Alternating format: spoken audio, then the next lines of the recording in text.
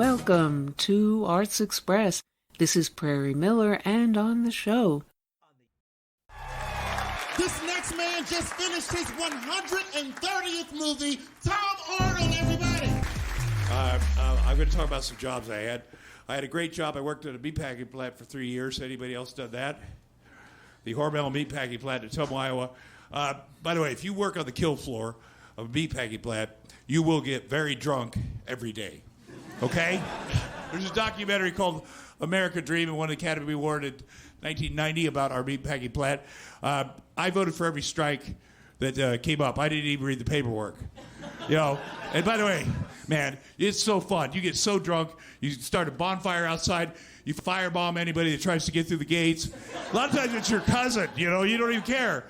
And if you watch that documentary, you see what happens. The company just fired us and just changed the name of the business, and then they hired people from other countries to work for half the pay. Yeah, anyway, it didn't work out too well. But my best job, I think, was McDonald's. So after that, I went to the University of Iowa, and I needed money, right? So first I applied at Pizza Hut, but they made it take a lie detector. So, and then they ask you questions, you know, real personal ones like, have you ever stolen food? Earlier in my life, I worked on a farm. I grew up on farms, and I was baling hay for a guy.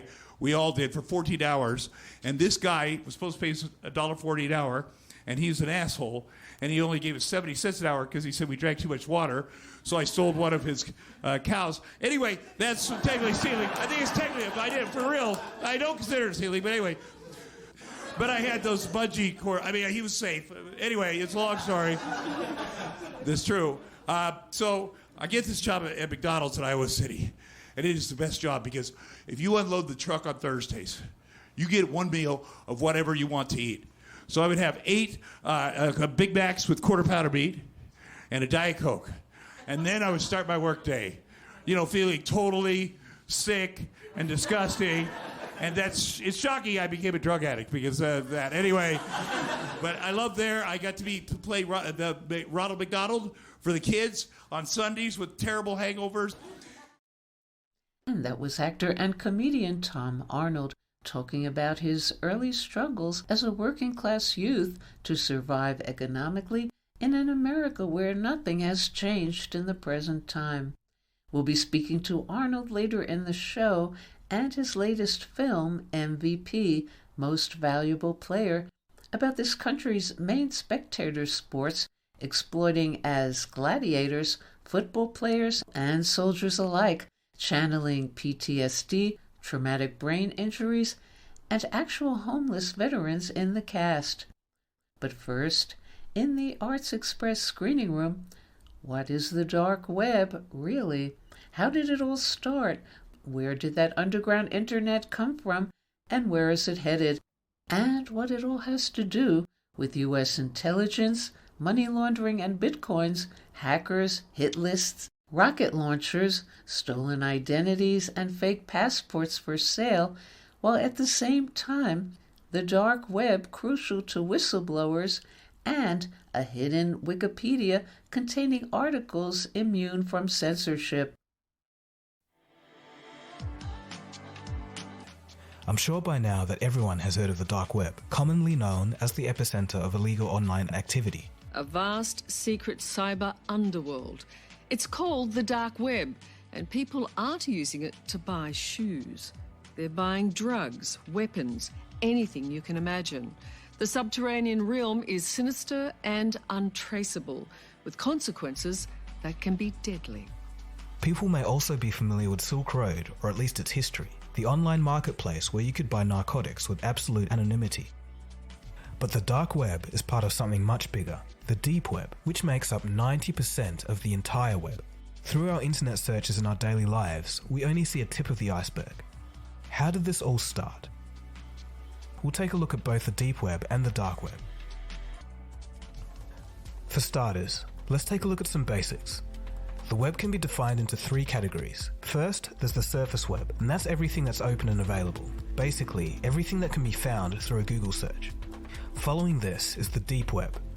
This is the portion of the internet that's hidden from conventional search engines, and it contains unindexed websites. Here, you can find personal information like your payroll and medical records, or a corporation's private data. And finally, there's the dark web. Here, sites are intentionally hidden from search engines. Sites on the dark web can only be accessed through special browsers which use masked IP addresses to hide the identity of the visitors. So where did this dark web come from? In 1969, a couple of university students sent the world's first computer-to-computer message. It was sent on ARPANET, an early ancestor to the internet. The concept of connecting computers together was a radical idea at the time, and it set in motion the progression to the modern internet. But ever since there has been the internet, or any form of internet, people have used it for illegal online activity. In fact, one of the first ever e-commerce transactions was a drug deal in 1970. It was done between two students at MIT and Stanford. In the 1980s, people also attempted to create data havens in small countries with relaxed laws. These early examples were nowhere near as sophisticated as the modern dark web. However, they illustrate the point that there have always been people who wanted to use the web to escape the eyes of the authorities, or everyone's eyes for that matter. In the mid-1990s, things started to get interesting. A technology called Tor was created. Tor stands for the Onion Router and is a browser which allows users to exchange information anonymously online. Peer-to-peer networks like Tor are the backbone of the dark web. For the dark web to exist, it needs anonymity. Tor manages this by hiding the identity of the user by bouncing the connection through 3 different servers around the world, adding a layer of encryption each time, hence the name Onion. It would be logical to assume that Tor was invented by a group of anti-establishment coders and criminals trying to evade government control. Looking at the illegal activity of the dark web, this makes sense. However, quite paradoxically, Tor was invented by the US Naval Research Laboratory to allow intelligence personnel to transfer information securely. Another agency of the US Department of Defense called DARPA further developed Tor, and in 2002 they made it available to the public. To this very day, Tor is still funded in part by the US government. But why would the US government fund and allow the general public to access Tor? Well, the idea was to make it difficult for anyone to decipher which information on the dark web was created by intelligence officers. It's easier to remain anonymous in a sea of anonymous users. Simply, the more users there are, the better. It's important to note that without Tor, the darknet would still exist. Tor is simply one dark web browser, to which there are many. It's kind of like if Google Chrome was shut down tomorrow, the internet would still exist. In 2014, Dr. Gareth Owen provided a breakdown of the sites on the dark web by classification. His research found that drug marketplaces were by far the most common type of site. This was followed by other marketplaces, including fraud sites and Bitcoin sites, which are mainly used for money laundering. Okay, so let's take a deeper dive and take an interesting look at the deep and dark web. Firstly, it's huge and its size is growing rapidly. A 2001 study done by the University of California discovered that the dark web had 7.5 petabytes or 7,500 gigabytes of information. In just 2 years, this number increased to over 91,000 petabytes. Today, combined, the deep and dark web is over 96% of the entire web. To give you more of an idea of the scale, 60 of the largest deep websites collectively exceed the size of the entire surface internet by 40 times. When you do an internet search, you're only searching 0.03% of the entire web. The dark web is such a nefarious place that you can get scams based around murder. In one case, people kept falling for an elaborate scam to hire hitmen. A website called Besa Mafia claimed to offer the toughest Albanian hitman services, but in reality, it was 2 Eastern European men tricking people into handing over their money to pay for hit jobs that actually didn't happen. After getting their initial payment, the fraudsters often strung customers along, lying to them and making up stories about why the killing hadn't happened yet. They even started a fake moral panic around the issue. They started up false campaign groups and petitions calling for the Besa Mafia website to be shut down.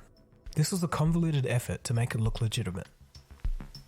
It said that you can find anything from an AK-47 to a rocket launcher on the dark web if you look hard enough. Criminals have also been discovered selling fake degrees, certifications, and passports. People have also hired hackers to break into university systems just to change their grades. Stolen identities are up for grabs on the dark web. Passwords for individual bank accounts cost around $160, and your full identity about $1,200. On the dark web, there's also a hidden Wikipedia. This contains Wikipedia articles that are immune from censorship. One of the most infamous sites on the dark web is the marketplace Silk Road. The name comes from an ancient network of trade routes which connected Europe, parts of Africa, Asia, and the Middle East. The name was borrowed by Ross Ulbricht in 2011 when he set up the first Silk Road marketplace under the alias Dread Pirate Roberts. Here, many things can be purchased with Bitcoin, but mostly illicit drugs and fraudulent documentation such as passports. Being mostly anonymous, Bitcoin, among other cryptocurrencies, was instrumental in allowing Silk Road and any anonymous marketplace to run. Ross Ulbricht was arrested in 2013 and charged in a high-profile case with money laundering, computer hacking, conspiracy to traffic narcotics, and arranging hitmen to murder 6 people. However, he was not prosecuted for the attempted murder charges. In October, the FBI swooped. Ross Ulbricht was sitting at his laptop in the science fiction section of a San Francisco library.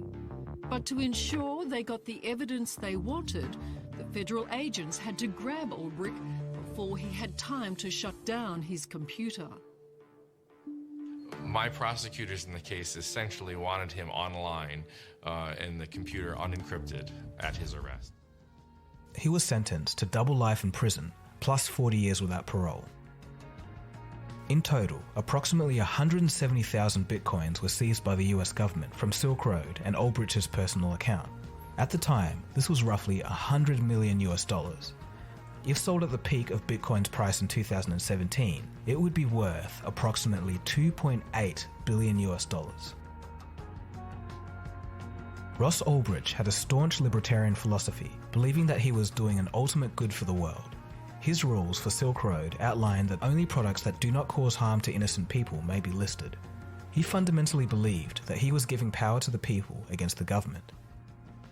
It could be argued that the site reduced violence in society, as Silk Road provided a means to purchase narcotics without the violent nature of cartels, gangs, or local drug dealers. Ross Ulbricht's heavy prosecution has caused a stir in the online community. There have been arguments about how much of Silk Road was built by Ulbricht, as he had a limited programming knowledge. Some claim that this was the work of a group. New versions of Silk Road and other drug marketplaces keep reappearing. Perhaps as long as there is demand, there will always be another form of Silk Road. Tor and the dark web have also been crucial to whistleblowers. The New York Times and other news outlets have open onion sites to allow for people to anonymously submit information. So the dark web isn't really a place to surf. It's a place that allows you to do specific things, and people should really know what they're getting into before accessing it. Many sites need invites, and a lot of people provide very specific services.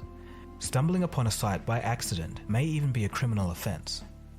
To make things clear, it's definitely recommended that you don't mess with the dark web. There have been reports of people getting strange phone calls after browsing through forums, people's webcams being hacked and then being put on live stream for all to see, people being followed around in public and being horrified to see photos of themselves while doing their daily activities appear on their computer later that day. A lot of people regard the dark web as an underworld, an illegal and dark place where criminals meet. It's true, there is a lot of this type of activity, but the other argument is that it gives people freedom. It can stop governments from overreaching their boundaries. It can keep people and their ideas safe. The question is, how do we stop the parts of the dark web that shouldn't exist? Right now, it seems like an unanswerable question, but people, such as Tor staff, are working on it. In a time where all of our information is online and our identity follows us on every post and search, perhaps we need something like a dark web in order to keep our freedom. So I'll pass the question off to you. Do you think we need something like a dark web for privacy reasons? But on the other hand, it just might be the case in the future that intelligence agencies compromise the system without even telling us. It's an interesting debate. So anyway, this has been Dagogo, Cold Fusion. Cheers guys. Have a good one. Cold Fusion. It's new thinking.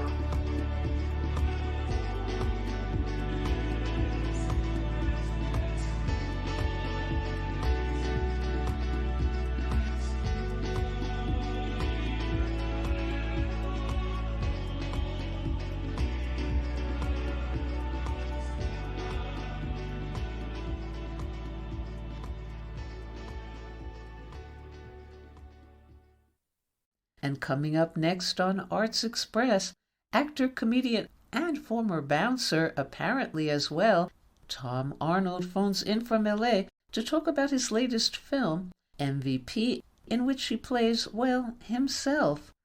A biographical dramatic feature written, directed, and starring Nat Boyer, a PTSD Army veteran turned former NFL player for the Seattle Seahawks and who supported Colin Kaepernick on the playing field, taking a knee, and with a cast for the film incorporating the homeless from the streets of LA. First, some scenes from MVP, then Tom Arnold.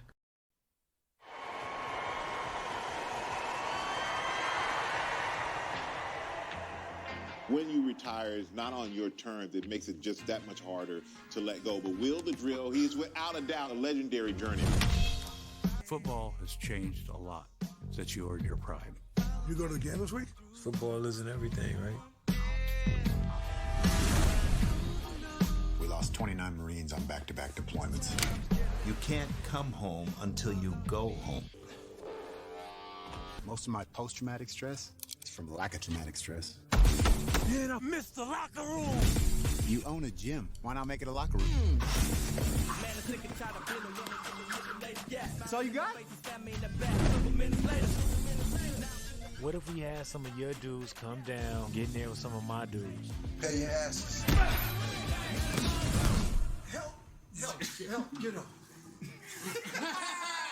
I got you. I would never compare battlefields to ball fields. You're not at war anymore. You gotta move forward. You're poking the bear. You're gonna get hurt. Come on, hit me. You didn't die. So when are you gonna start living? I don't give anything. Just run out on that field one more time.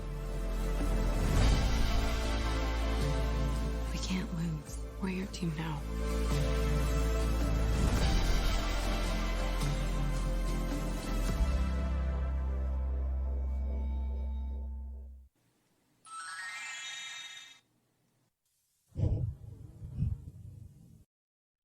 Hello, Tom Arnold, and welcome.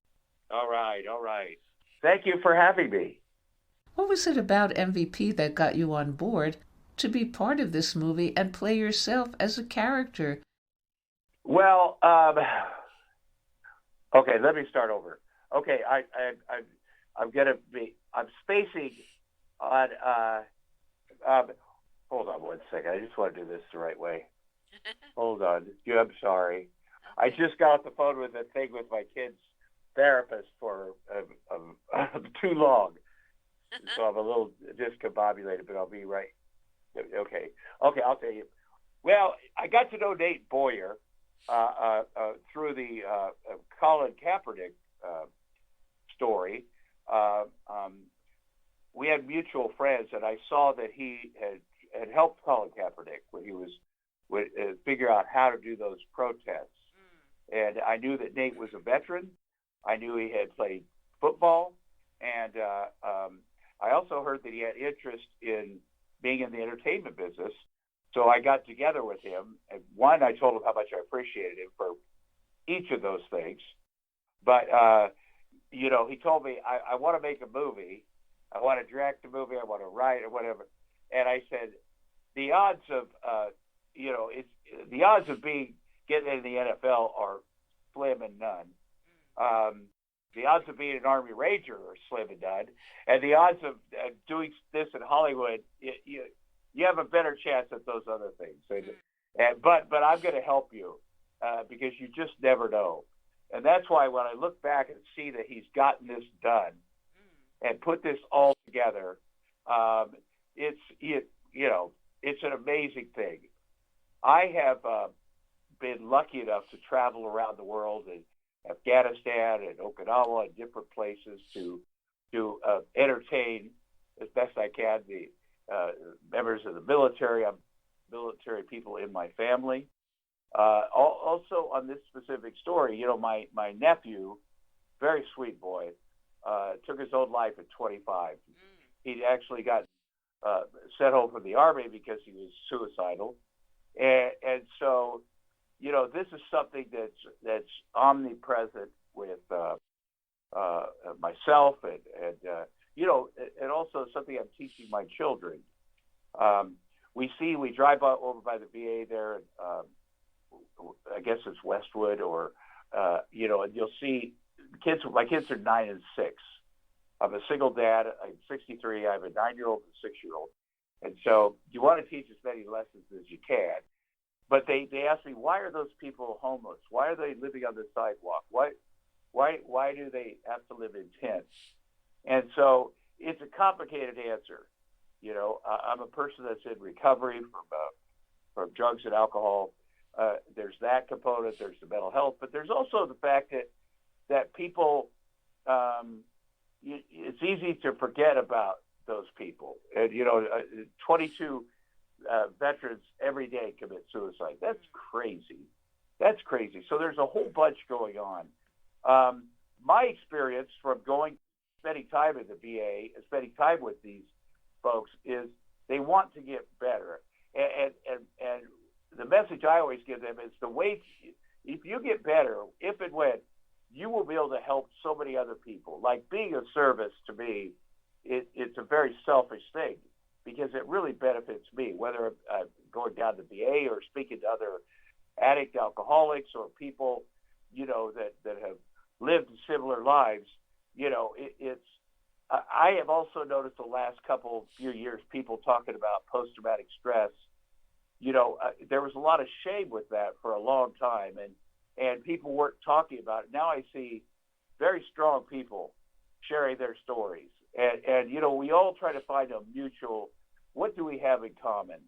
I think that's what I love about this film, and what I love about this organization is because ultimately we all do have things in common. We're not terminally unique. If you get that in your head, like, oh, it's just me, no one could possibly understand what this feels like. Well, that's just not true. And anytime you can bring groups of people together, sharing their experience, strength, and hope, that's a game changer. That changes the world. So I also, I had a sports show for years on Fox Sports, best damn sports show, period. So I got to know these athletes. And you get to know people personally. So I know many athletes and many veterans, and the similarities, and it's the same in my business. You do something and it goes well, and then suddenly, there's a shelf life on everything. And what is that next part of your life going to be? What are you going to do? And so, anyway, I'm honored to be a part of this. Now, sad to say, we don't see much of you in the film. No. No. And after your brief appearance, I kept looking for you to come back for more at some point, along with feeling pretty much like the clueless character, Mo McRae, when faced with the phenomenon of fantasy football. What are your thoughts about all of that? Well, Mo is great. My thoughts were I would have done more. I think that everybody, sometimes there's a project when everybody just wants to get on board, even for a moment. They want to figure out how can I do something to participate in this. The story is about these two guys, and that's the great story. And it's also, during COVID, everybody's trying to figure out where can we film, what can we do, everybody's a little nervous, and but yeah, I just did it for a moment, but it was fun to go down to the NFL Network, and I think Mr. McRae is an amazing actor. So I think a lot of people, you start building a team. I saw Sylvester Stallone's name on this, and you say, what's the best package I can put together to take in to get some financing? I'm going to need a lot of names, and I think that's what you do. Certainly in my business, especially with a low-budget independent film like this. I also like that there were a lot of homeless people on the crew working on the, veterans and homeless people genuinely doing. My makeup artist was and genuinely doing the work that they know they could do, and so there was that too. So I'm just happy that I worked one day, and there you go. And on another note, how do you feel your background as a comic and a bouncer has influenced you as an actor? Well, the background as a comic has been very helpful because, if you're a stand-up comic, the thing with acting is when you get your opportunity, you'd better be ready. When that light comes on, you had better be ready. It may be, being a stand-up comic, you better be ready every night. Like, you're up there by yourself. And I think it's helpful that you don't panic. Okay, you think to yourself, well, I've been through harder situations than being in a soundstage and filming. I've been doing live stand-up comedy. Also, you learn to act doing comedy. You usually people do a character of themselves, a caricature or a character. So that's been very helpful. Being a bouncer has helped me. I grew up on a farm in a small town in Iowa, and not just being a bouncer, but after high school, I worked for 3 years on the kill floor of a meatpacking plant. And, you tend to appreciate other jobs. Being a bouncer, here's the thing. A few times I was the only bouncer. I was in some tough situations, but usually you work with a group. And it's about de-escalating, and it's about figuring out a way to get through this situation or deal with these different personalities or, and you become a bit of a therapist and you become but it makes you think, well, there's so many different scenarios that you get into, and how am I going to make this better? How can I make it worse? I made it worse a lot of times, but you just learn human nature, and I think acting a lot is about human nature and understanding. Well, this person, what are their feelings? What how do they react to those feelings? How am I going to react to my feelings? And you see that in this film too, because there's guys sharing their honest story, like in real life, their honest story, that it's a little startling because you go, oh, Tony Gonzalez is a hero. I mean, guys, he's a Hall of Fame, first ballot Hall of Fame. He's got this, the other guy, he's sad that he didn't go to the Olympics or whatever, but he still had the best career. I can't even imagine him the feeling insecure about that. But it's a real, it's people like to look cool. We all like to look like, oh, okay, we've hit all we've done is hit home runs, but nobody has. And to share that is startling, and that kind of rigorous honesty is a powerful thing. And what can you say about your upcoming movie, The Naked Umbrella, about, quote, a conspiracy theorist pyromaniac? And do you by chance play that character? No, I play the sheriff. It's actually a very crazy, fun movie, but I play the sheriff, and I do understand, how people go down these rabbit holes, and really it's about a small town where that happens, and we see it happening in America all over the place, where there's conspiracies, and people, they're tantalizing, and they're fun, and people go down the rabbit hole very far with this stuff. I think, I'm also doing on the show The Rookie Feds on ABC. I'm doing a reoccurring character on that right now, which I really like, and I did Arnold Schwarzenegger's Netflix spy series, and just plugging away. Yeah. And it's funny, I do a lot of little roles and different things. I noticed that I filmed a holiday movie 2 weeks ago, and it's opening next month, which is crazy because it takes a long time, especially these independents, to sometimes you'll do something and 3 years later you're like, oh, I see they're releasing it, or I see this, and sometimes they fast track things. So I am looking forward to The Naked Umbrella. And why did you go for playing Forrest Gump no less than twice? in Morning Prayer with Scott and Bear, and in Funny or Die Presents. I don't even remember that first thing. I have no idea. I love Forrest Gump. I love Forrest Gump. My buddy produced that movie. He's got an Oscar on his mantle. But that's an interesting question. I have no idea. What can you say about getting inspired to portray Rip Van Winkle in Happily Ever After? Well, I think that was animated. Yeah. I think that was a cartoon, thank God. You know, it's funny because my 9-year-old, is in third grade. They just read the Van Winkle story at school. And so he came home and I said, well, tell me what you heard. Tell me what the story is to you. And you know, it's so funny to hear their version of things.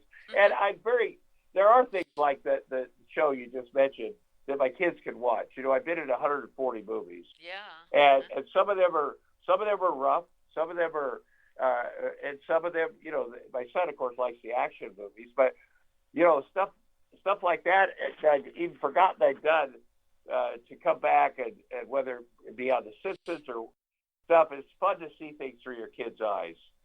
And any last word about MVP, and why should people see you in the film? Well, if people like me, yeah, I'm in it. And if they hate me, I'm not in it very long. So it's a win-win, but it's a really great story, and it's shot beautifully too. It's just a powerful thing. And Nate Boyer is amazing, you know, and Mo McRae is just he is so good. That relationship seems very real to me. It doesn't seem, you know, two guys struggling for what seems like different reasons, but yet really the same, and then being able to come together. It seemed very organic. It did not seem forced. I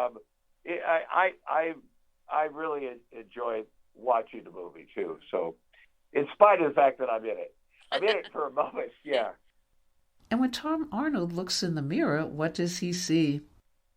Well, you know, the first thing I see is, boy, I wish I would have worn sunscreen when I was working in the fields as a kid. I don't even think it was invented when I did. But lately I'm surprised, pleasantly surprised. You know, there are times when I don't want to look in the mirror, like always.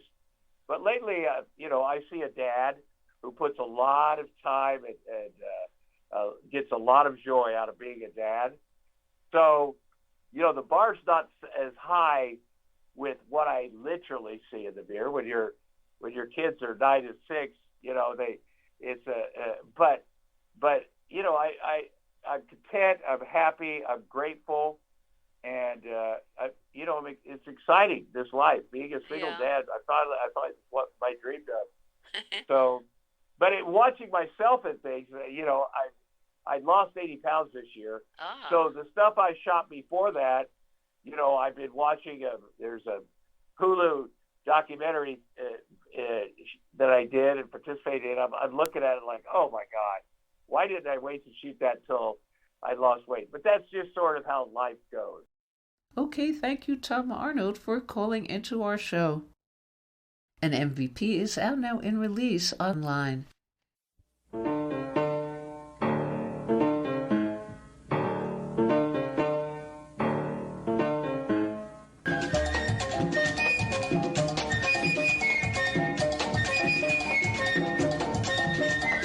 This is John Leguizamo, and I want to give a shout out to everybody.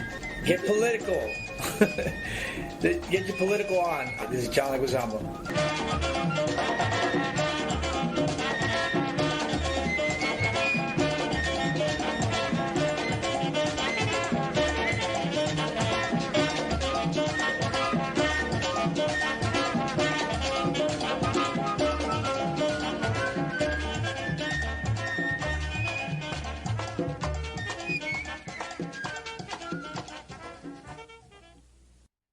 And now on Arts Express. Oh, hi, this is Jack Shalom. You caught me. I'm just looking for the remote, the TV remote. Um, I'm way behind on my holiday shopping, and I want to buy some stuff from the TV, but I can't find the remote control. I know it's here somewhere. Oh, shoot, here it is. Darn refrigerator. No. And no. And oh yeah, here we go. Next up on our holiday gift wish list is a wish come true. The HIMARS, High Mobility Artillery Rocket System. Now, this is something we've never offered before on the Home Shopping Weapons Network before today, and they are just going, almost gone. These rockets have a range that is just out of this world. You are going to love these. The elegance, the style, the choice of colors.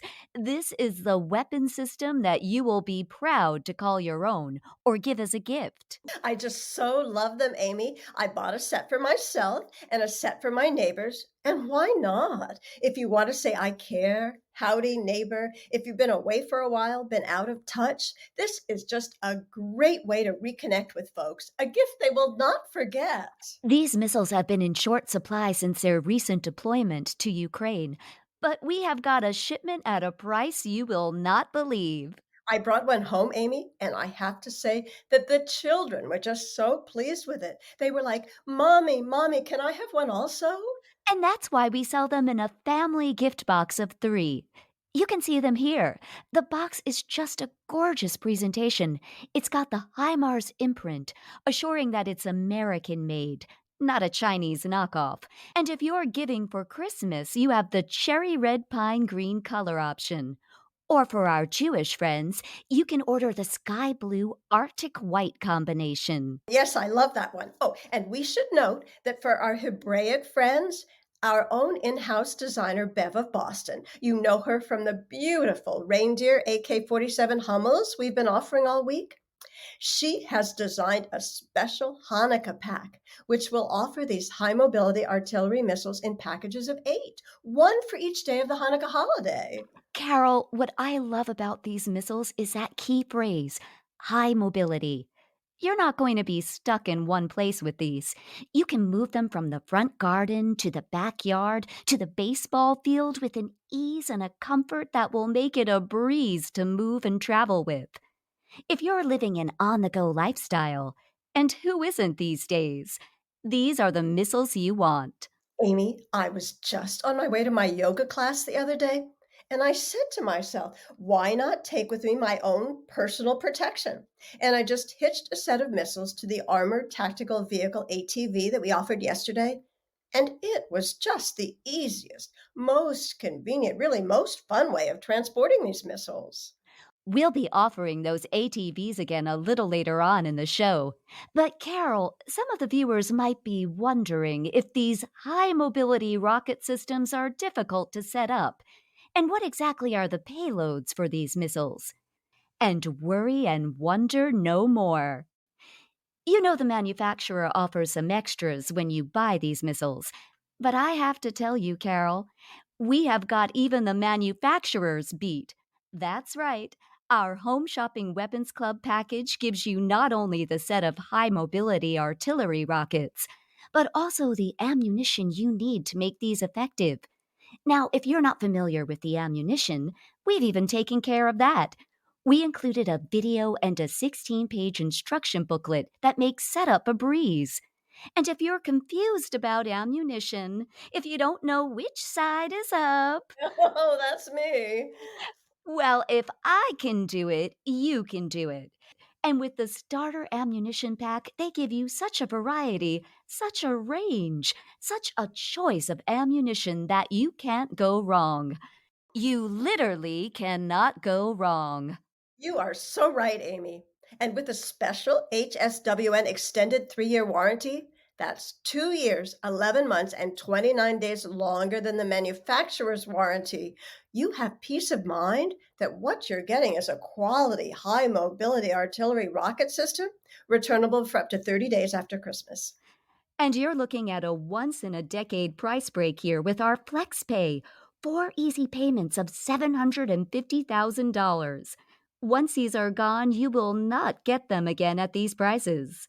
And Amy, if you sign up right now for a Home Shopping Weapons Network shopping card, you will get an extra 30% off. Oh my! That's 30% off when you get the shopping card. And remember, you can do it with 4 easy flex card payments, but you need to call in now. And remember, at this incredible price point, you're going to get the whole set, the whole kit. You're not just getting the missiles, you're getting the starter package of no-fail ammunition, you're getting the video and 16-page booklet starter guide, and the extended 3-year warranty, almost unheard of in this field, all wrapped up in our delightful cherry red pine green Happy Santa motif, or our sky blue Arctic white Hebraic motif. The choice is yours. It's bound to put a smile on your holiday lips. The quantities on this are limited. The items are going fast. If you want to delight your spouse, your kids, your neighbors, call into the numbers on your screen. Oh my, they're going fast. The cherry red pine green is completely gone. And we're down to the last few dozen of the sky blue Arctic white. Get in now. 20 seconds is all the time left on this item before we move on. And we may never offer all these extras again. Call the number on your screen. It's a Home Shopping Weapons Network holiday special. And now, Carol, I want to bring on an item that we've had so much success with every year. But I know for this year, it's going to be a real winner. The Switchblade brand tactical drones. Now, if we can just get these up on the screen here, you'll see they are just the cutest things ever, flying above, taking pictures of us. These are your premier drones for surveillance and reconnaissance work. It just makes a great stocking stuffer. And at £5, £5, you'll be sending these out on missions all over the world. You know, Amy, I just love the shape and form of these drones. They are almost a perfect sphere and they fit in your hands like a glove. You hardly know that you're holding them. And if you're out jogging or picking up the kids from school, you can use them as free weights and incorporate them into your exercise routine when they are not out on a mission. But the great thing about these Switchblade brand tactical drones is that, yes, they do a wonderful job of surveillance. Yes, they do a great job in reconnaissance, but they are also suited for bombing tactical personnel and light vehicles. They are so versatile and flexible. The Switchblade 300 weighs about £5 and can fly roughly 6 miles. So if it's a quick nearby bombing you need, the 300 is a perfect solution. If you want some more range, then you can upgrade to the Switchblade 600, which can fly up to 24 miles. Something that can be very useful when you're involved with cross-border explosions. Oh, yes, Amy, I just love them. And I have both because I need the convenience, the flexibility, the peace of mind that comes from having the option of either short distance or long distance bombing, depending on how the day is going. And really, at these prices, And don't forget FlexPay. there's no reason not to pick up both of these. And just bring in the camera on close-up here. Uh-huh. I want you to take a look at the luster on this drone, the elegance, the smoothness. Oh my goodness, Amy, I can see my reflection in these. You will be proud to display this in your home. You know, we brought home one for our son Corey, and he just flipped and said it was the best holiday ever. Now, you might be wondering just how powerful can a 5-pound drone be? Well, don't be fooled. Like everything at the Home Shopping Weapons Network, we give you the best for less. These drones are guaranteed for a period of 2 years to cause damage to an area a minimum size of 1 square mile. But Amy, what if you're like me and you're all thumbs when it comes to electronics? I can barely get the TV remote to work. Am I going to be able to fly these things? Believe me, Carol, the Switchblade customer service is just out of this world. They have a toll-free number, and if you have any trouble at all, they will lead you step by step through the setup, point by point. And what I love about this is that you will be talking to a real live human being on that phone. Oh, yes, I just hate it when you get a recording or a voicemail. With Switchblade, you always get that personal touch. They will tell you what kind of explosives will work for your personal situation. They take your local weather conditions into account. They even take the guesswork out of the IDing of the exact person you are trying to assassinate with a special cross reference in their extensive database. So you can be sure that you're targeting exactly who you want to be targeting. It couldn't be simpler or more convenient. All right, we've got 20 more seconds on that one. You're guaranteed delivery in 1 to 2 weeks, which in these tough supply chain days is just a great comfort to know your drone is going to be there on your doorstep when you need it. Okay, Carol. And now we're ready for the big one, the big enchilada. You know, they say when the going gets tough, the tough get going. And who can deny the energy, the strength, the sheer kilotonage of our next item? Item number 372 186, the 40 kiloton Little Boy A bomb replica. This is a handmade, made in America, fully operating replica of that first A bomb called Little Boy that was used so successfully on Hiroshima during World War II. It may have been called Little Boy, but you will get big pleasure from the oohs and ahs and the knowing looks you get from friends and relatives when they get a load of the king of the bombs, the mighty A-bomb, famous throughout the world. This is available now as part of our Home Shopping Weapons Network Nuclear Weapons Exclusive in a dazzling variety of colors and sizes, ranging from tactical to city buster that will fit your budget and your decorating scheme. And what I love about this item is that here at HSWN, you get not just one, but two A bombs to commemorate the fact that two A bombs were dropped on the people of Japan, Little Boy and Fat Man. And these are perfect replicas in terms of the look and feel of those bombs. But we have upgraded and modernized the insides as an HSWN exclusive, working with the manufacturers and fully doubled, that's right, doubled the kilotonnage of each bomb. So instead of getting just 20 kilotons of firepower and destruction in each bomb, like the original Little Boy, you are getting a full 40 kilotons in each bomb for a total package of country wasting power. So even though populations of cities have continued to grow over the years, you won't be caught short. No, indeed. They frankly put the previous models to shame. You know, Amy, these are historical and powerful, but what I adore about them is that they are practical. They are so easy to clean. If you're hesitating because you don't want to store them in your garage or basement, get them all dusty, then hesitate no more. Because really, it takes no more than a damp chamois cloth and a little bit of water and everyday kitchen soap to get these gleaming like new. In the past, people hesitated to own these A-bombs because they frankly would get a little bit funky, with no way to keep them clean. But these sturdy A-bombs we are selling today have a luster, a shine, a sparkle that will just not get dull. The manufacturers listened to our great HSWN shoppers and immersed each A-bomb in a bath of molten platinum.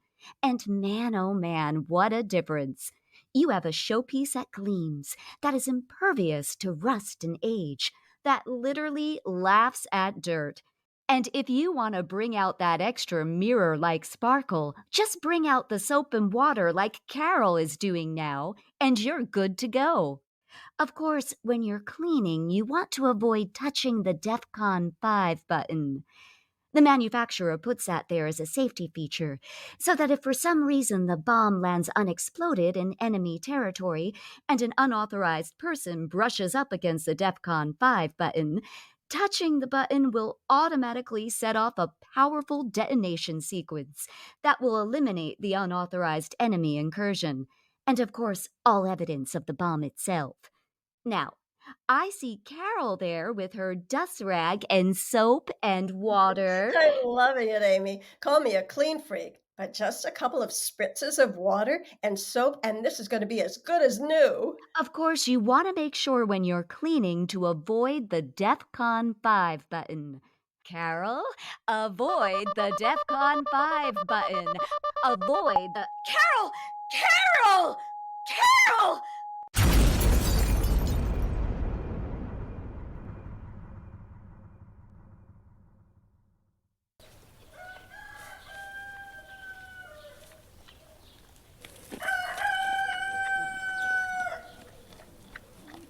All right, gather round, everyone. We're offering these fabulous slingshots made by David, who so recently slayed Goliath. These state-of-the-art slingshots, the latest in modern weaponry used throughout the land of Canaan, will hold up to 3 rocks at a time. Just 4 flex payments of 5 shekels and 2 goats, with free express shipping via camel. All right, gather round. We just got 20 seconds left on this one. Yalla, let's go, everyone. Come on, raise your hand if you want one. Gather around.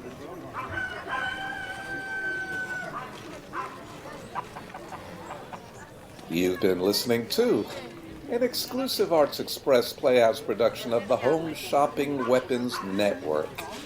Written by Jack Shalom.